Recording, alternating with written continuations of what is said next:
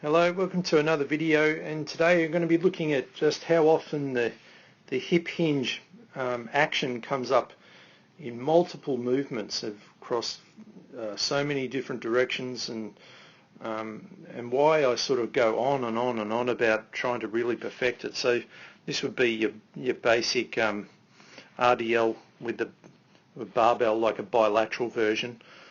So quite a simple version, but just gives you an idea of like the action of the hips, just how this is so simple. This is why I often start with it, not necessarily with a barbell, with normally a kettlebell or something like that, but just trying to perfect this action of getting that nice neutral position of the lumbar spine. So you can see Nathan here has a perfect position, so bar's really close to him.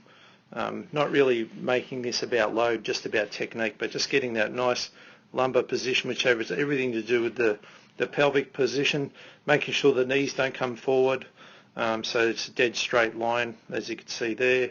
Head's in a good position, like it doesn't get much better than that. All right, so very, very simple movement, but how it relates to so many other exercises we're going to go into, and I'm going to use this as our standard and compare it to what it looks like with other movements. All right, so let's have a look at that.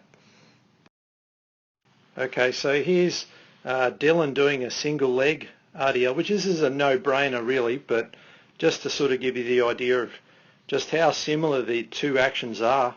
The single leg one, even though it's not loaded, is much more difficult, much more stability and much more strength needed. But right at that point there, you can see that even though they're facing different directions, you can see it's almost perfect with the same leg position, same lumbar spine position, same head position.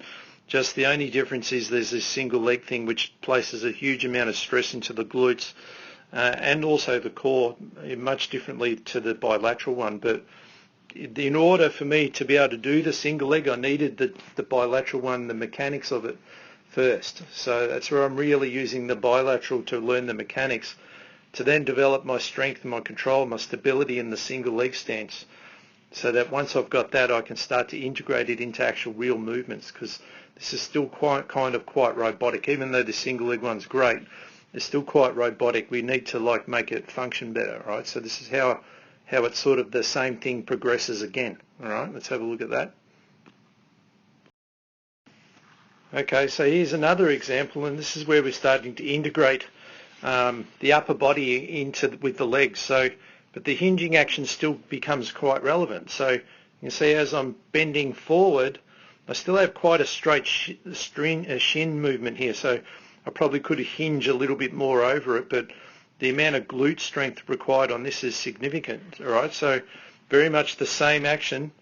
If I just take it back, you can see right there, right at the bottom as I get to it, there's that hip action, and like this time as opposed to the previous one, I've got the arm added into it. So this is where the posterior sling becomes a big part of it. So it's not just annihilating the glutes as such, right? But everything was built from this, the original hip hinge, all right? So now this is where it goes up a notch when I start to make it go from slow and unstable to much more explosive and faster moving. So so you can see here, oops. All right, so when I take a step forward, there's my hinge again, and then I'm exploding backwards this time. So I'm really making it way more functional. Starts to look like a running action, so I'm even adding the movement into the other arm. But none of this will happen if I don't have that hip hinge from the very beginning. All right, that's the foundation upon which everything is built. So I won't ever be able to get to this one if I don't have the first one, and I won't be able to, and I still won't get to it if I don't have the single leg stuff. All right, so this is where it really, so I've shown you several exercises now, but they're all sort of sharing the same common theme of that hip hinge being the cornerstone to the whole movement working. It's irrelevant how strong my arms and legs are if that hip hinge is compromised. That hip hinge has to be perfectly positioned in order to be able to either control balance of the single leg or to move explosively like I showed there. All right, so let's have a look at another example.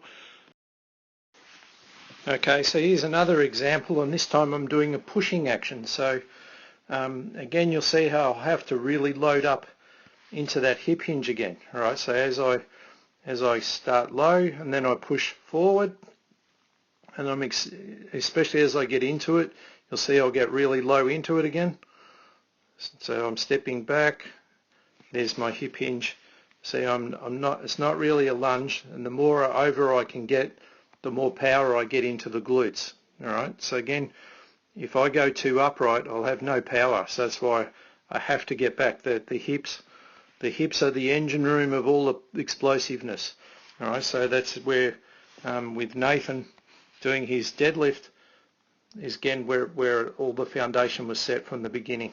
All right. So that's just another example of just how important it is for so most people think of the deadlift just for picking things up, where I think of it as, okay, yeah, it's definitely that, but it's actually playing a bigger role in how I use it for walking and running and jumping and throwing and all those things. So the minute I go upright, I'm just going to use my knees. I'm going to get a real loss of power. I'm going to be really inefficient, probably going to end up in pain anyway.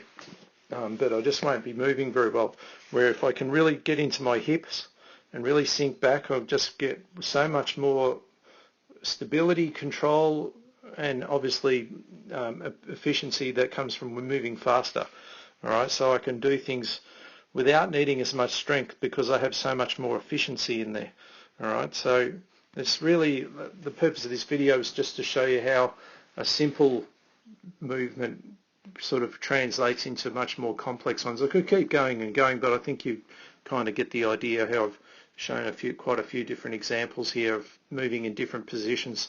Even the wood chop exercise that moves laterally has to have a hip hinge action to it. I can't be too upright. I just have no power with it, no power development, which is what you see with baseball players and even the pitchers. So, all right, so yeah, I hope this video gives you a bit of an insight as to the value of learning it, and that's why I teach people that from the very get-go, because it comes up with almost all the problems I see with lower limbs and even the lower back. So just the real lack of use of the hips. Sometimes there's stiffness, but most of the time it's just weakness and bad movement. If you can learn the good movement, eventually you sort of get mobility back without even stretching. The single leg stuff gets you your stability and your strength, and then these last few put all the pieces back together. All right. So anyway, I hope you've enjoyed that video. It gives you a bit of a better insight as to the value of it, and I'll see you on our next one.